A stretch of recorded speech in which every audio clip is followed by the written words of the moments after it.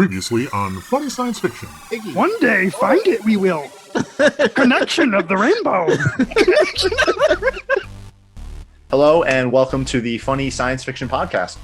To the podcast where sci-fi wardrobe designers come to see the new and exciting uses for tin foil.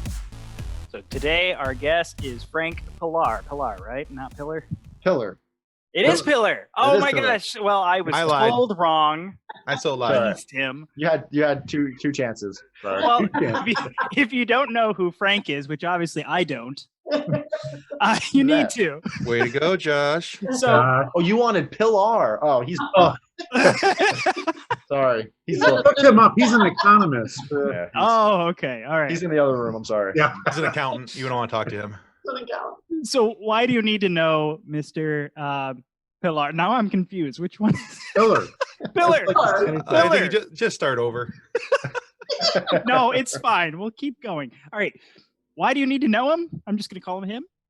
Frank is a jet engine mechanic by trade who began doing some amazing, and I mean amazing work with 3D printing and putting together pieces from killer cosplays to items I'm sure many of people in our group are going to be very envious of. Things like Thor's Stonebreaker, Captain America's shield, and what you're quite known for, the incredible Iron Man suit with functions built into it that are quite impressive.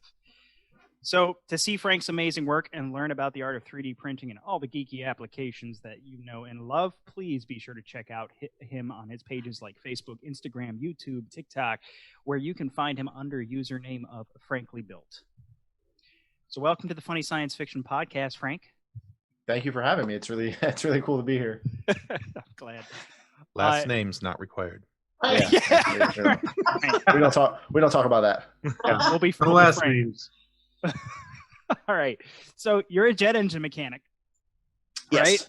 Yep. Which is not to be confused with a rocket scientist, or maybe No, it not- should be confused. I don't know.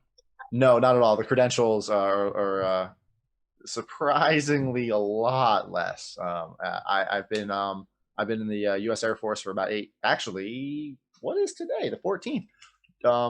5 days past 8 years. Wow. October Okay. 9th was my enlistment date. Wow, that came out quick. That was Yeah, bad. and I'm a jet engine mechanic by trade. Aerospace propulsion is the job title in the military, and I've been assigned to jet fighters my whole career, all 8 years on F-15 jet engines, and it's Wow. it's awesome. It's a lot of fun. That's great. So do you have to be a jet rocket science mechanic to do all the 3D printing stuff that you do? Not at Or all. What background experience do you feel is required to do the things you do? I don't think there's actually any requirement for it. There's just an ambition to want to learn. I don't think there's any one thing I've done or have taught or worked on, or I just felt like, this is a little bit too advanced. Like, this is just like, none of it's a natural talent. None of it can all be learned. I did have a leg up on a lot of things because I grew up building Gundam models and toys and Legos, and I've always been mechanically inclined, which was great, and that definitely helped accelerate that. And then I was a car guy, and then electronics and automotive world. So I definitely had things that plugged and played into this a lot better. Painting was one big thing. So everything has helped. However, I have plenty of friends and who have picked up the hobby who have none of that previous experience, and they're still able to roll right into it. It's just all about your willingness to learn it, just like anything. Mm-hmm. Yeah, And I don't think it's an overtly complicated hobby at all, but you can make it complicated. You can obviously, you can learn to draw a circle, or you can learn to paint the Mona Lisa. It depends on where you want to stop with that. that's very true. It's very true. All right. So easy to start, hard to master. I think so, yes. Especially now, how much it's grown in the past couple of years. A lot of people, and I mean, I fight this every day on TikTok and Instagram and YouTube. So many people think it is this crazy, expensive, outlandish hobby. That's a rich person hobby. I'm in the military. I am not rich by any means. Let's set that out there right now. I am not here because I made the best life choices. However, I don't regret any of it. It was an option that I needed to make, and I don't regret any of it. I should have paid more attention in high school, but Yeah, yeah, right. Like all of us, we should have paid Yes. attention more in high school. However, I work with people who have bachelor's and master's degrees, and it's a broad spectrum. Everybody's there for different reasons. So in the world of 3D printing, we know Star Trek levels it up to replicators, where you can practically just make anything from pieces and parts to food out of energy. There are many people who are leading in some of the innovations of 3D printing, but where do you see the application of 3D printing starting to take shape in like mainstream manufacturing? In your opinion, will we be able to turn energy directly into matter? When is that going to happen? Your predictions, please. Yes, please. I'm interested. You're professional. So opinion. Right now, I could be wrong about this, obviously, but right now in the hobby, I think this is the quantum leap of the affordability and the technology, where DVD players, and I remember how expensive Bluetooth used to be. You'd pay hundreds of dollars for a little Bluetooth receiver, or a Blu-ray disc player and now they're a joke. Everything has Blu-ray.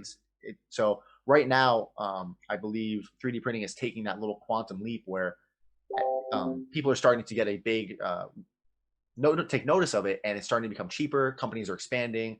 They're dialing in the technology, and once you start to actually break apart what a 3D printer is, it's painfully simple, and it kind of makes you wonder, like, why hasn't this come up earlier? Why did it take this long when it's just these slight bits of motors and belts, and it's basically a CNC? So why did it take this long to get here? And it's not slowing down at this point. Okay. Now, matter transversion and converting raw carbon into anything you want. 5 years? No. I think we're still a little bit off from that, but I think as we start to learn the 3D print metals and more practical applications, they're 3D printing houses. There's such unlimited capability with this, and it's affordable in your house. You can make these things that are just from sci-fi fiction, and you can. No, I can't. You can though. That's what's cool about it.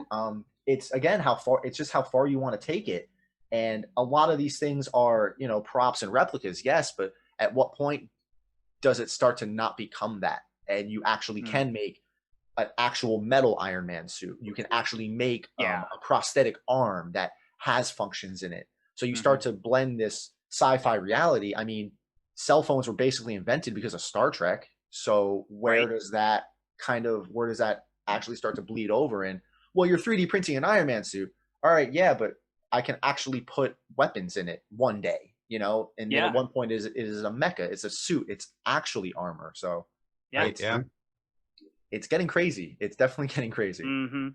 So Frank, after having watched a few of your TikTok lives and following you on TikTok, and then going and following you on Instagram and Facebook, we're going to call it following because stalking just sounds so icky. Tim, why does it always come up with you that we have to worry about stalking? Where's the line for that, right? Yeah. Right here, the podcast, that's the line. But it's a good thing you're on another continent. That's true. I have security cameras. Yeah. There you go. All right. So watching all this stuff, it was very obvious we needed to talk to you. And now the one thing I didn't catch in all of your videos, because I didn't watch everything that you've put out, because there's quite a bit of content. There's a lot. When you've got your very first 3D printer, what was the first cosplay item that you said, man, I got to make this? If I'm going to do this, I got to make this. That was it Iron Man? So I only got into the hobby last July to make that Iron Man suit. That was my end game. Cool. But I see what you did there. So I've always been a big Marvel fan. My dad got me into it and all that, and cool. It's been great. He was into the comics, and I kind of got really into the MCU and Iron Man and all that, and so we could always compare notes. He'd be like, "Oh yeah, they did this in the comics back when I was a kid." I'm like, "Oh, but they did this in the MCU," and so it was always fun just kind of playing that off. I'll never forget when he started talking about Captain America, and he's like, "I don't know how they're gonna bring a Nazi killing kind of superhero like that to the big screen, because that Captain America was propaganda at the time. Oh, sure, very much But so. they pulled it off, and he went and saw the movie with me, and we were both just like, that was really cool how they did that. And Yeah. so we just got to do that. And after Endgame, what kid didn't want an Iron Man suit? Like, Oh yeah. who left I want one. that? Yeah, who left that movie theater after any Iron Man movie? And you're like, that I would hate to have one of those. Come on, Right, exactly. And after I saw Endgame, and always I go to Comic Cons. I've been to London Comic Con. There was one in Japan that I went to, and it always looked like a lot of fun. And I finally realized like I was financially okay, stable, and I knew I had all the framework. I knew how to paint. I knew how to do electronics. All this stuff I learned from cars and models and all that. Sure. I just didn't have the base. I needed the easel, I guess you could say. Or the canvas. And I did research, and 3D printing seemed like the best option for it. And it was just coming down to that affordability. And I grabbed my first printer, a Creality CR10S. It was like $450. And it was a big printer. It wasn't some small little, it was a fairly large printer. I learned the hobby, and then in September, October, I started printing the first pieces to the suit.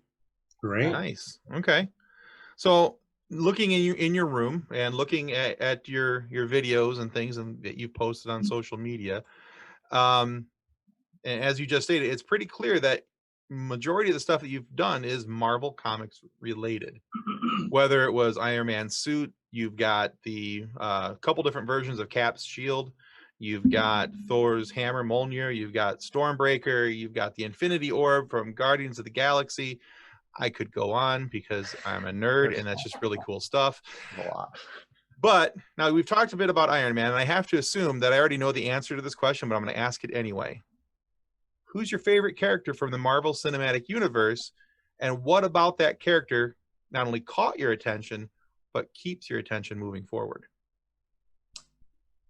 Batman just really took me back. I was like, oh, I don't. Well done, sir. Did he not? No. Obviously, Iron Man. Tony Stark in himself. I always his wit, just the way he was portrayed by Robert Downey Jr. in the MCU. Perfect. Aside from maybe Johnny Depp and Captain Jack Sparrow, I don't think anybody's really ever embodied. That is amazing. The level he took to that, it was great. And his wit, his humor, just the way he handled situations, I always liked. And it is actually very similar to the reason I do like Batman from DC, is he's just a human. He's just a really smart human that doesn't have to do any of that stuff. When there's the Spider-Man quote, when with great power comes great responsibility, all that. People like Superman, Spider-Man, they have these superpowers. So it's kind of almost like an obligation, where you look at Batman or Iron Man, and all they are is smart. They're geniuses. They don't have to apply that to being a superhero. They don't have to apply that to changing the world. They can. They chose to. Exactly. Now, at first, yes, they did apply it to themselves. Obviously, that's Tony Stark's entire arc. He's a warmonger, and it's for him. And finally, when he sacrifices himself, it's for everybody else. So that's his whole journey and trip. And it was just great to watch that whole transition. And I don't know, I kind of latched onto it. It was he's just a really smart dude with some cool stuff. Fair enough. I can get behind all of that. I as a side point, I also think that I don't know that there would be another actor who could have played Tony Stark. It would have if you look at it, because Robert Downey Jr., I see him on other movies. Like I watched Sherlock a little while ago that starred Robert Downey Jr. I'm like, oh look, Tony Stark's in Sherlock. He's typecast. He's typecast basically forever, but not even in a bad way. Not like Daniel Radcliffe or somebody. I see it as a compliment, honestly. Yeah, it's him. That's it. And very much so. It would have been very interesting to see who else could have tried. Tom Cruise was supposed to, but let's thank our stars that didn't happen. All right. By the way, have I mentioned I'm not a Tom Cruise fan? He'll never be on the podcast. I don't care. So anyway, let's see. So often in your TikTok lives and other social media postings, you talk about how it's not as expensive as some people would talk or think about to get into 3D printing just for fun or for cosplay. And frankly, pardon the pun, it's probably a fraction of that expected or assumed cost. So, other than the expectations or assumptions of cost, what's another popular misconception of 3D printing in cosplay? Aside from those questions that you kind of just stated, the other top 5 questions I think are in there is how did you learn to 3D design? How did you learn to 3D model? I have no idea. I Just don't did it. know. I don't know how. Yeah, you use models online. Exactly. Yep. Somebody way smarter than me designed a lot of this stuff. Yep. Now, Okay. it's just like buying a pre-built model kit for a car, ish. It's I don't know if any of you are familiar with Pepicura and Foamcraft and the organic side of cosplay. And you can download files, you can download templates, you lay them on fabric and foam, and you cut them out, and you then craft your foam suit. You craft your old Iron Man suit. Just like that, you can go and grab literally everything in my room. You can get the 3D files for it. Now, oh, that's cool. One of the misconceptions of it is, and I deal with this, and you have to, you have to take the good with the bad, and it's just drag, drop, print, and then you have this thing. That is a painful oversimplification of it, unfortunately.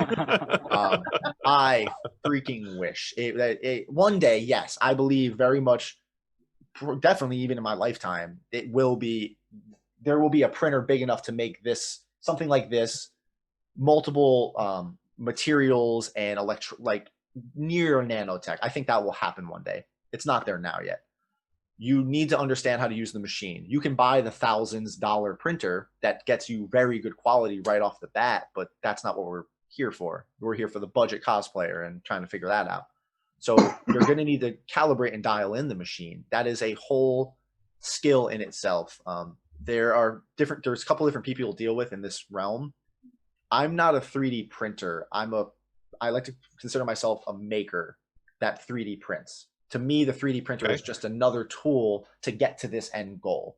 Right. Now, there are the people who are just 3D printing enthusiasts. They look for the quickest, best. They upgrade their machine constantly. They want that perfect, they're chasing that one perfect thread.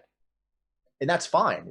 Because of those people, I can learn from them and apply that to myself. So it's this big community. I have conversations with people with doctorates who work at hospitals because we're both 3D printing nerds. Right. So there's just this big community where it doesn't matter what you're printing. It's, hey, I'm having issues with my printer. What do you guys think? And you talk it out. So you need to learn the hobby. You need to learn the machine. You need to get those good prints, because if you don't have like that nice canvas to work on, it's going to be that much harder to get that end product. All right. So it's a big misconception. You don't need to know how to model. You really don't. Now you can go and edit, and you can scale and change the configuration of it, but that's also very easy to do. The programs, somebody way smarter than me wrote these programs, and they work very well. And all the programs are free. You can literally just get the $160 printer, get $10 worth of plastic, and you can start printing this stuff the same day. Yeah. Great. So I noticed, I was looking at some of your recent videos here, and you had one where you kind of toured your shop. Debbie and I watched that together. It was pretty cool. And you mentioned there how you like cheap tools, because don't always need the best tool for everything. I'm kind of the same way, some of these tools you use a few times, and once you learn how to use them, that's all you need them for. So I spend a bunch of money. Yeah, or free, even better. Plug. Yeah. We're open for sponsorship. Open for sponsorship. Yeah, open for sponsorship. Frank is too, I'm sure. Yep. He will feature you on his TikTok videos if you. Let's do it. Well, he'll be happy to use those. But now, what's the most useful cheap tool? I mean, aside from the 3D stuff, we'll talk about that later. But I recently discovered the multi-tool vibrating saw that I hadn't really used before, and it's like super handy for things I hadn't thought of, and it's a multi-tool. So, what are some of your stuff that you like, or that you find indispensable in your hobby? But also, is there anything out there that you shouldn't go too cheap on, that you need to go for a little bit of quality? Well, Yes. he's thinking of that. I just All want to right. say, you kept saying cheap tool, and all I can think of is Cheap Trick, and now I'm singing the song Surrender in my head. Okay. Don't surrender to it. Don't start. All right, cool. Mommy's all right, daddy's all right. A soldering iron. There you go. This is, if you get a 3D printer and you want to make anything bigger than, one little one-off pieces, you want to make large things, this is it. Put this in your Amazon cart with it and just buy it. The better option is to have it spend, instead of the $5 one, get the $10 one that has swappable tips. Exactly. Yeah. Because this is going to not only let you learn how to do your electronics, repair your printer if something ever breaks, learn how to do a little electronics in your props, but it also lets you melt and weld the plastic together to combine big pieces together. This thing is absolutely indispensable. I use this every single day. Oh, good. Don't change the tip when it's hot. Don't actually. I don't. You I know don't which believe you guys will end be the able to hole. see it. I actually right in the web of my hand. Oh, Ouch. I dropped it, and I'm a mechanic. No. I reach for tools. I Right. dropped it right here, and all it did was hit me. Yep. It took that hurt for a while. Ouch. So it is just, it's a multi-tool. Now, a lot of people, I actually just had a conversation with somebody on Facebook. They said, oh, you're wasting your time with a soldering iron. Just go and buy a 3D pen. And a 3D pen is just like a hot glue gun. It takes 3D printed filament, and you can draw and make things with it. Yeah, we That's have one. good, but you can't penetrate the plastic with it. It's only for making surface weld. Right. With a soldering iron, I can actually go in and melt the plastic between seams and get deeper into the plastic for a stronger bond. Or else that big sword right there would not have the strength it does because of something like this. Yeah. Sure. Okay. Well, that's a good tip. Now, I'm an electronics for- guy myself, so I've used soldering irons for a lot more than solder myself. They're great. They can do a lot of things. They really can. As for things you don't want to cheat, this is a 5-pound soldering iron off Amazon. They're great. Honestly, sometimes the cheaper ones are better because they don't have a voltage regulation, so they just get hot. They get uncomfortably hot. They hotter than they should, and be careful with them. But this one I can't adjust, but I always have it maxed out anyway. It doesn't matter. Right. I should probably put some tape around it and just call it a day. The thing you don't want to cheap out on when you're 3D printing is the plastic, is the actual filament you use. This will drive you up the wall. This will, oh my God. This will drive you insane because cheap filament it'll make you think it's everything else. My printer's wrong. My settings are wrong. The model's wrong. The temperature in the room's wrong. The humidity. Just the plastic. It'll drive you crazy. So you do want to get better quality filament, stuff that has reviews, because you'll just be chasing your tail, and it can also damage your printer by having certain clogs and blowouts and issues. It can very well damage the printer if these issues start to happen. So quality filament, I mean, just it is crucial to this. Good advice. Great. Yeah. That's exactly the kind of stuff I was hoping to get. Now, while we're on the topic, you encourage people to get into 3D printing, and I've resisted the urge so far, but I've been watching it for a while, and I have too many hobbies at the moment, but Same. Yeah. One of these days I'll probably break down and get into it myself. But now if I want to get your take on this, I know you've covered this in some of your videos, but for our listeners, if I wanted to start as a 3D printer hobbyist tomorrow, what is the minimum I need to get started? Machine, software, tools, what do I need to do to get started? Can I grab something real quick? Oh, go ahead. Absolutely, please. This literally came in the mail today. Oh, nice. Oh, cool. Ender 3. Is that the tabletop? This is this. Nice. Great. All right. That's so he's it. got holding up a 3D printer. It's tiny. That's what's in that box. This one's going back to my wife's work, so I bought another one for myself. And it's tiny. And this, I got it for $160 on US Amazon, and it showed up today. So Wow. Awesome. Okay. Oh, well. so you grab that, and like I said, you you get some good filament. You read reviews, you see what the community is kind of using, and then this is a $15 roll of 1 kilogram PLA. This is the most common plastic you use. So you're looking at maybe 160. I'd say for $200 or less, you have enough plastic, you have the printer, and everything else is free. The software to download, Ultimaker Cura, that's the one I prefer. There's other options like Slicer, and there's a multitude of free programs. And a lot of the 3D models on websites like Thingiverse.com, Colts3D.com, and MyMiniFactory.com has tens of thousands, if probably not hundreds of thousands, of free 3D models. Half of the Infinity Stone props that I printed here are on Thingiverse. Nice. And you're able to just go download them, and you could be printing these off same day. The same day you get your printer and the plastic, that's it. That's everything you need. Everything else is just a bonus. Awesome. I wasn't expecting to be so motivated. I know, right? Okay, Deb, you know, I'm you know getting it's good in at it. store for I'm good at it. that corner of the garage. Yeah. My wife's gonna be so excited when I get home. Hey, look what I bought. I know, right? Honey, So- there's a package coming from Amazon in 2 days. Yeah. And there's, I've also noticed there's also another dynamic of the hobby that I feel I'm pretty good at making this stuff at this point. I don't know how to 3D model though, but I have friends who are amazing at 3D modeling. Oh, yeah. They suck at printing. But what they want is to see their creations made. So Right. there's a lot of 3D modelers out there who are they work with me, they'll message me. I've become good friends with a lot of them. That's And cool. they'll send me files to test out, and I promote them on the channel. Great. That's a good my idea. My Buster sword, the Berserk sword, a bunch of stuff back here, Mjolnir.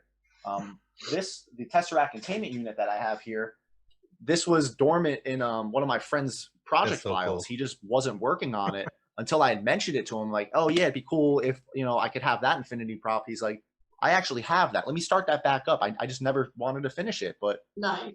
And then he finished the file, and a few days later, I was sending him pictures of it, and he's like, "This is like that's awesome." That looks So a lot great. of them just want Yeah. to see their stuff made because Right. they're nerds too.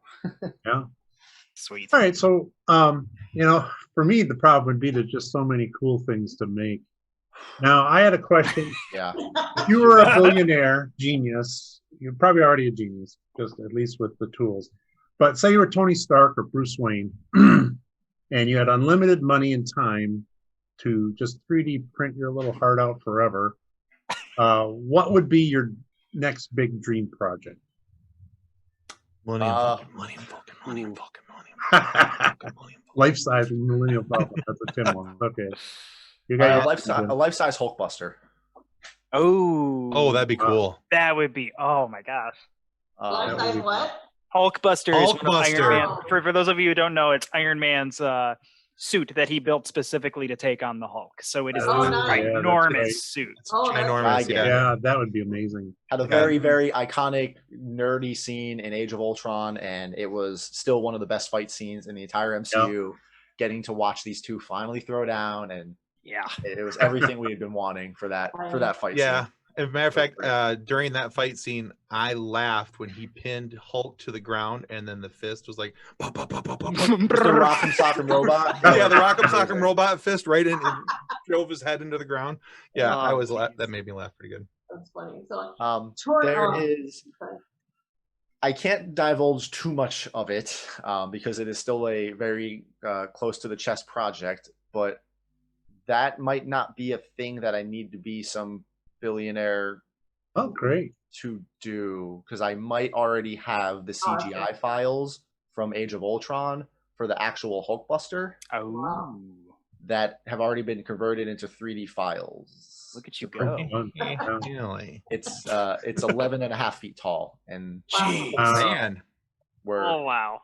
That'd be Your great. plans are being garage. formulated, and we're trying to figure out exactly how to approach this, because Yeah. I can't do it alone. Great. But, Oh. Bigger garage. we need, yes. Oh my God, yes. So there's plans cool. to do something along those lines, but as a crowdsourced, open source build, where Adam Savage actually did something pretty similar to this community. Everybody printed parts of a puzzle and sent it to Tested, and they made this thing. Oh, cool. Nice. Mhm. We're nice. looking along the lines of something like that to Oh, that'd be cool. to get all the whole 3D printing, at least the nerdy side, involved, and even people who aren't 3D printers, because this will need some special funding too. For sure. Yeah, Yeah. definitely. That's Oh, great. there's talks about that, and I'm excited. So in touring the workspace video, I found a few interesting things and a lot of cool stuff. First of all, I must say I prefer the brighter gold side. On the X? On the X, yeah. Yeah. He's gone again. I have it right here, actually. Frank has gone to retrieve the axe. Oh, that's Yeah. cool. Yeah, I do like the brighter gold side. He asked in the video, which side do you like? Which gold do you like? Mhm. I do. I like Gold this is side bright. too, but I get why. Like my wife was like, "Nah, it's a little too much," and Too gaudy, yeah. I can get see it. that. But what's cool, I could honestly just leave it, and depending on how I have it on the wall, that Yeah, exactly. that's how the Dragon Slayer is. One side is bloody, the other side is clean. So who's gonna know? Right? Right. So also in that video, you were showing us around your shop. I noticed you mentioned the cool plastic pieces. You said some look like Legos. We've already mentioned Lego a little bit. So my question is, do you make any smaller objects, other than maybe a small object that might go on a bigger object? But do you make things like toys? You had mentioned that you can do that. But I'm interested in what you've made, like, little Iron Man suits for a Lego character, or can Barbie and Ken get some outfit? So the smallest, it's a lot of you're probably gonna laugh at this. That's what The we're here smallest things, yeah. I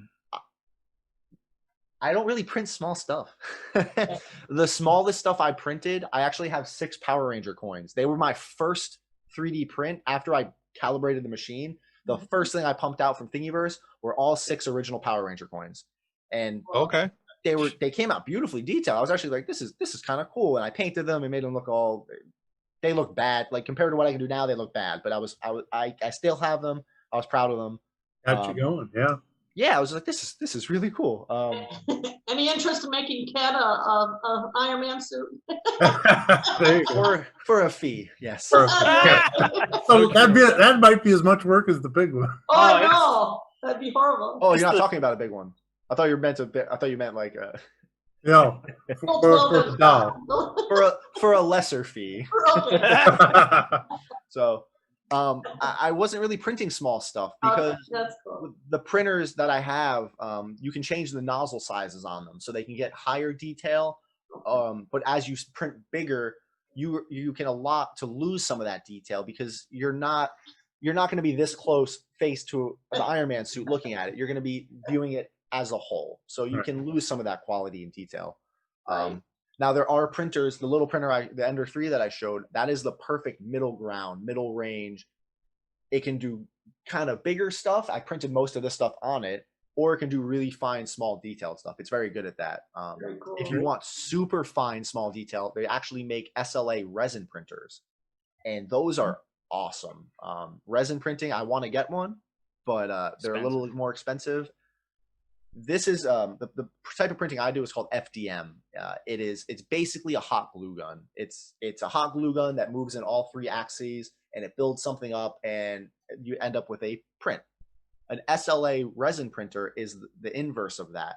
Oh. It's basically a photo scanner upside down, or I guess I would be right side up, and a plate gets within millimeters of that photo scanner, and there's resin floating between it. And a UV light goes around and zaps the resin in a perfect layered pattern. And then it moves up a little bit, and then it zaps another layer, and then it moves up a little bit. So out of the resin upside down, you start to pull out a print made out of pure resin.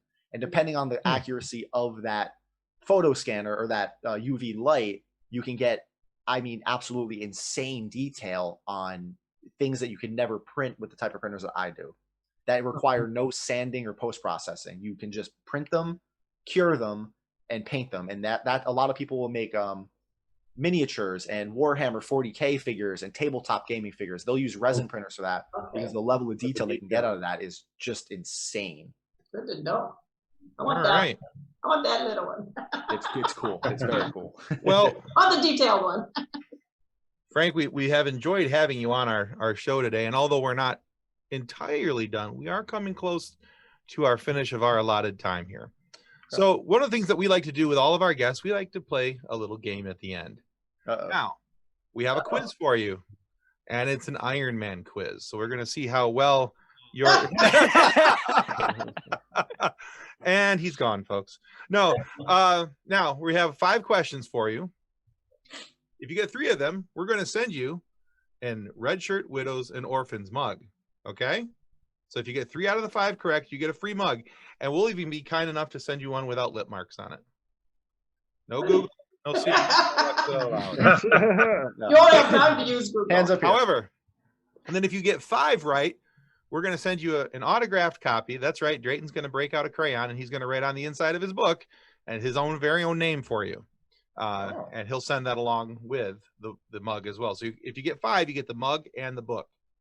Now, however, if you get less than 3 correct, we're going to take your face, your picture of your face, and attach it to a tastefully done meme of Fing Fang Foom.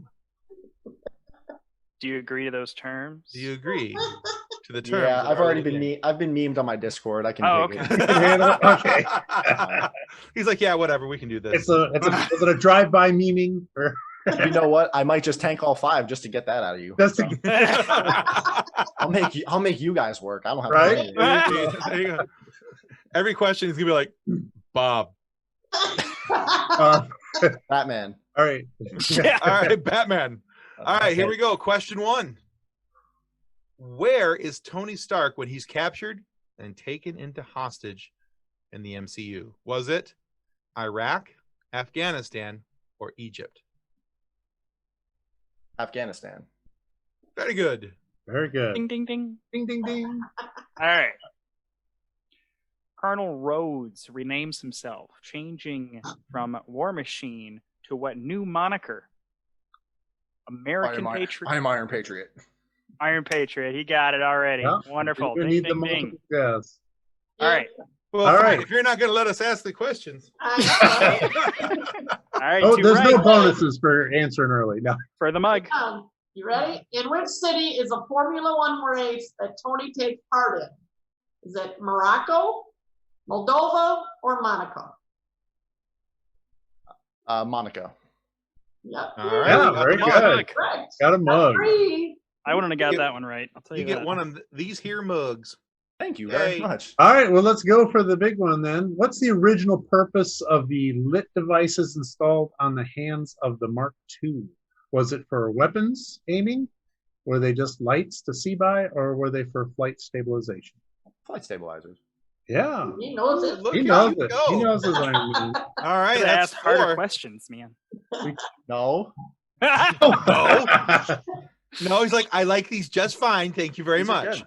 These are good. All right. What position within Stark Industries does Tony give or hand over to Pepper Potts?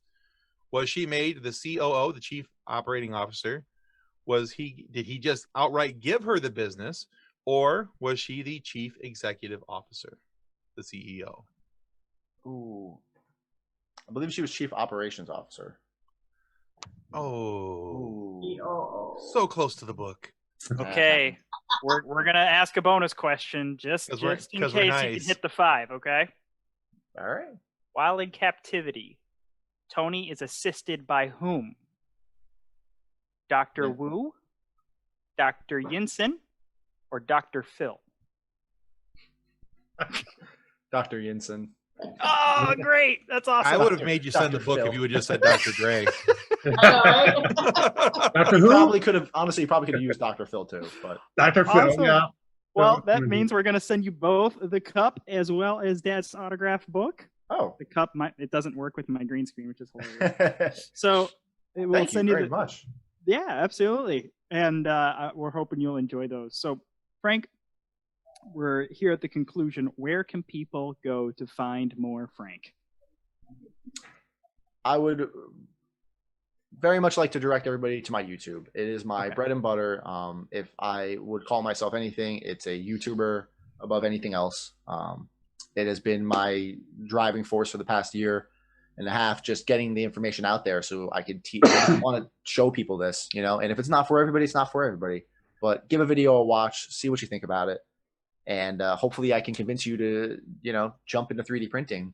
And it doesn't even need to be in the realm of cosplay. It's great for STEAM. It's great for education. The world's very strange right now with lockdowns and people being at home, and it's the perfect little hobby to start up with your family and your kids.